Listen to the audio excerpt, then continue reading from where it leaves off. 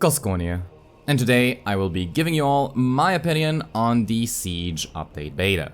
And well, just like with the minor factions being exempt from playing the game beta, I believe the changes made to Sieges right now are once again targeted towards a minority of players that just want to have a better roleplay experience, or just want to reminisce about the older historical Total War titles. Because the update otherwise is just completely nonsensical and doesn't improve the game one bit. Pretty much nothing's changed. So I'm pretty sure you all already know what the siege changes are. But if you don't, let me recap. Butt ladders have been removed from the game. Instead we get a new siege piece that is basically a worse version of siege towers. And the more important thing, that funnily enough wasn't even a key talking point about the beta, is the fact that Siege Attacker has been removed from the majority of Legendary Lords and some monstrous units. That's basically it. That's the entirety of the Siege update. You know, here I was expecting some update to siege maps, to make placement of towers and barricades more logical, improvements to the god-awful pathfinding, unit interactions, and just overall quality of life improvements to the way you fight sieges. But instead, we got changes that completely broke the AI, made it impossible to occupy your first settlement on turn 1, made defensive sieges into a joke, and overall made the game less interesting to play. Now, just like last time, I know that once more people will start playing Devil's Advocate, saying that all of these changes are made for the sake of more tactical options and better strategic choices. And to this I say, does it look like you have more strategic choices? Currently with the beta, the AI is unable to climb the walls. So what it will do is position itself in front of your towers and wait for a gate to get destroyed so it can move through it. Ah yes, my immersion, strategic options, and overall engagement with the game is absolutely skyrocketing here. Because this is totally how sieges would be fought. Just let the defender shoot you in the face until they run out of arrows. And how do these changes affect you as the attacker? Well, if you have Siege Attacker in your army, there are basically no changes whatsoever. Except that you actually have less options, since you can't use butt ladders. The sieges are also just as clunky as they've ever been, just as unenjoyable, and just as frustrating to deal with. However, because of the fact that Siege Attacker has been removed from so many units, if you don't have Siege Attacker in your starting army, well, then the campaign is one I'm probably not gonna be playing. Because why would I voluntarily want to be forced to wait one turn to besiege a settlement and build siege equipment that I'm not even gonna be using? I would much rather go play a campaign that will allow me to play the game as I see fit, rather than having a handicap be placed on me for absolutely no reason.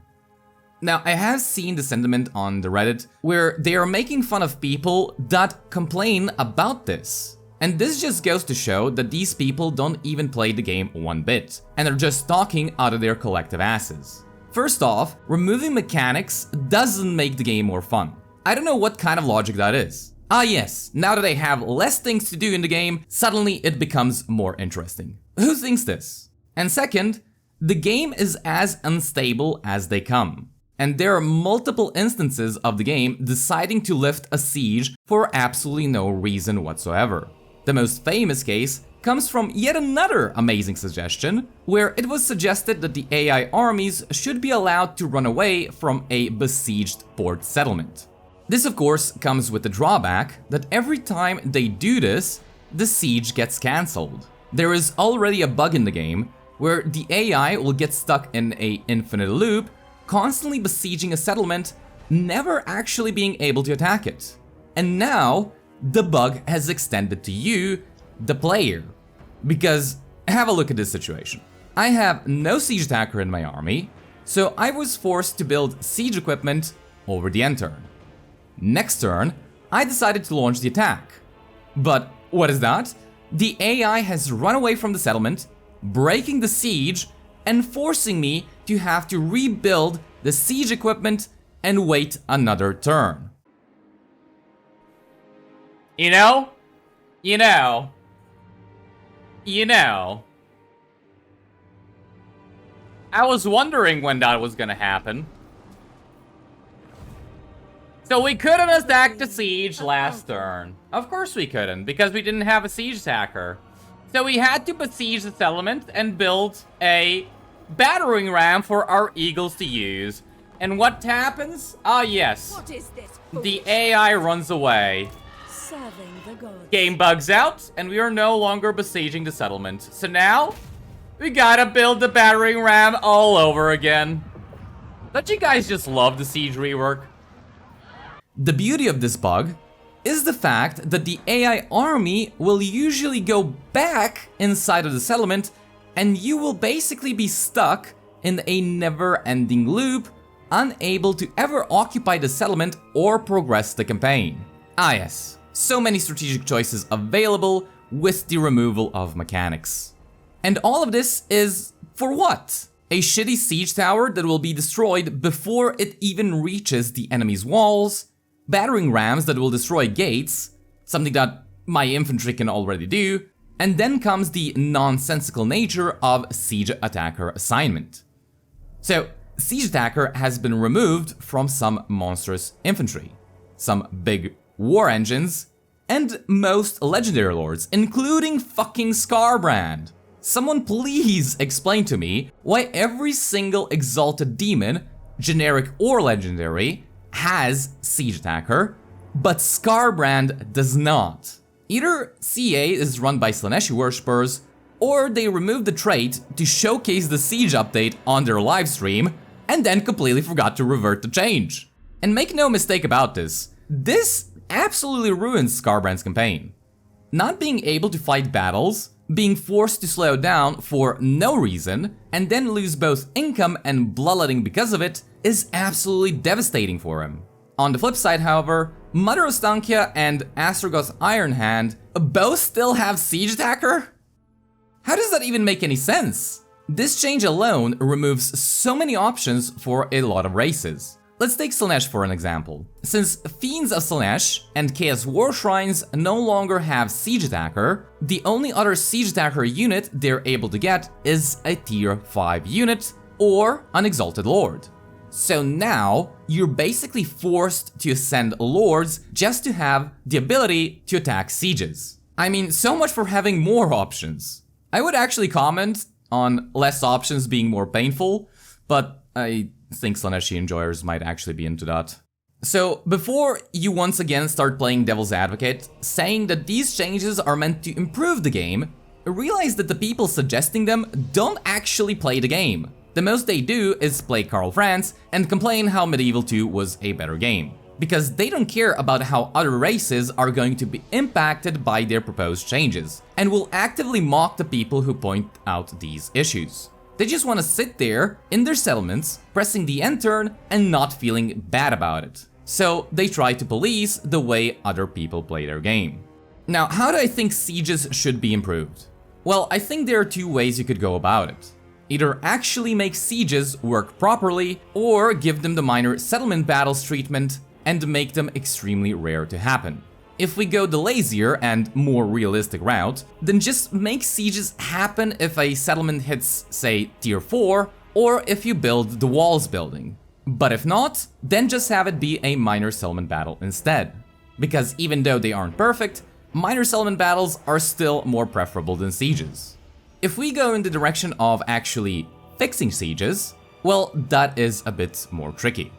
There are three things I think need to be fixed: pathfinding, capture point buildings, and unit interaction with barricades. Let's start with pathfinding. And this isn't just to do with units not wanting to walk through an open gate. It also has to do with unit movement throughout the settlements. For example, on the High Elf / Greenskin map, where you have to turn this corner, if you tell your units to attack the barricade, they will form a blob at the bend and trickle in with a single model to try and attack it. So what you have to do is manually tell them to move in front of the barricade, and only then give them the order to attack. Stuff like this is what happens non-stop in sieges. And also when you least expect it to.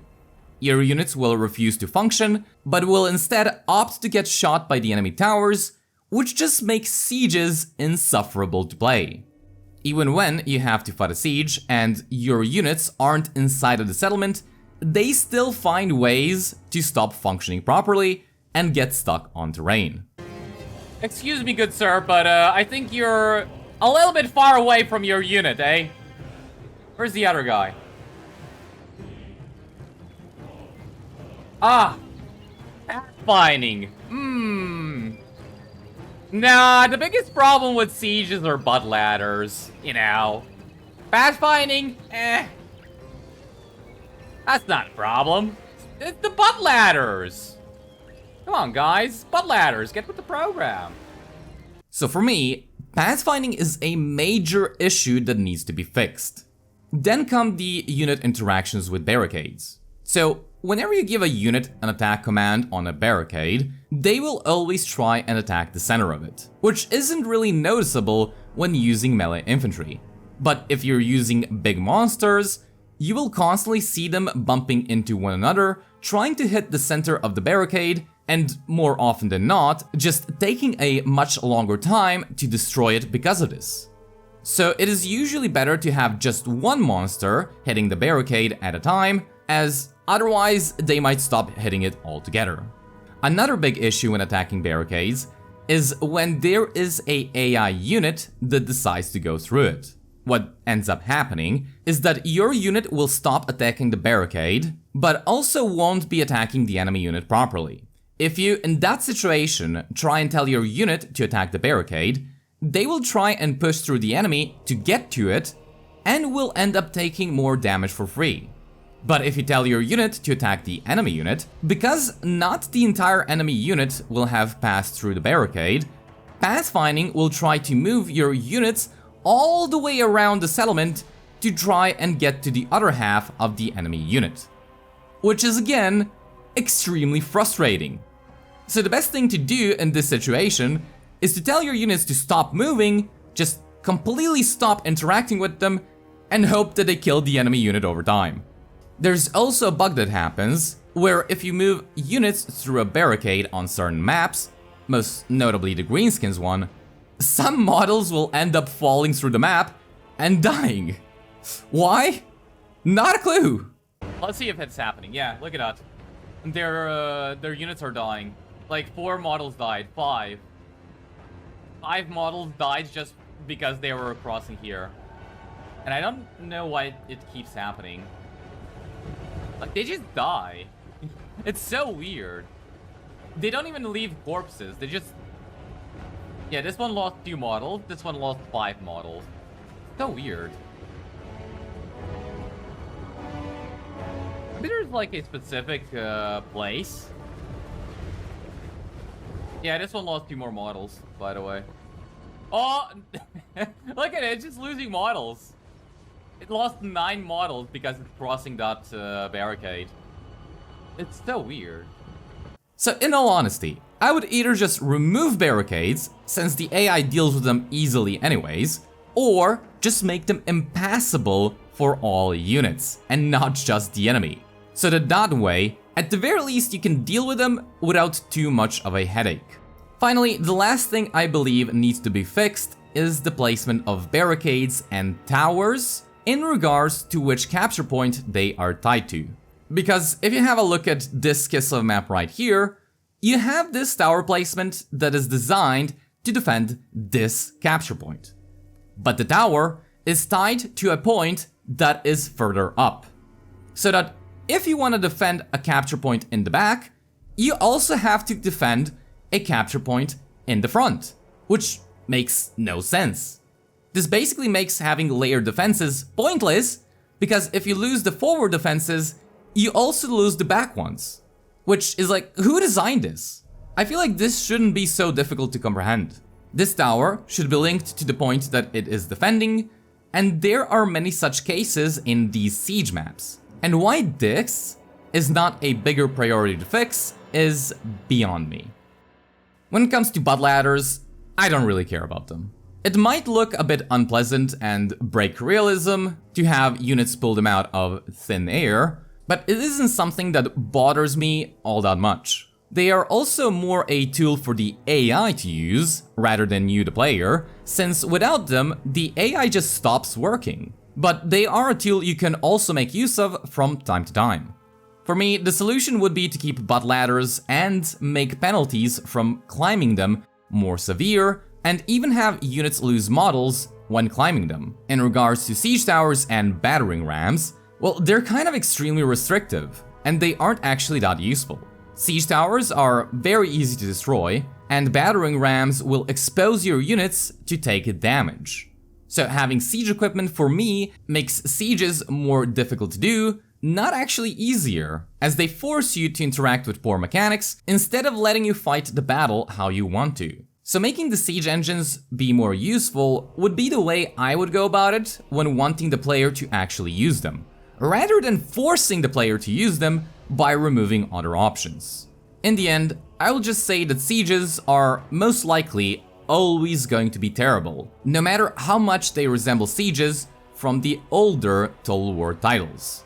I think that the best way to fix them would be to make them first work properly, and only then try to reinvent how they should be played. And I really hope that if this beta does get implemented into the game, it comes with a checkbox asking if I want to enable it. Otherwise, a lot of campaigns I currently enjoy playing, I will probably just never play again.